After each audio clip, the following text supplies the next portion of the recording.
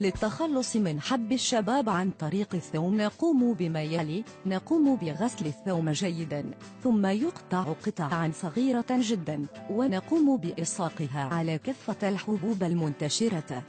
فيكون بمثابة السحر عند وضع الثوم على الحبوب، حيث إنه يحتوي على مضادات حيوية طبيعية تعالج الالتهابات التي تصيب البشرة،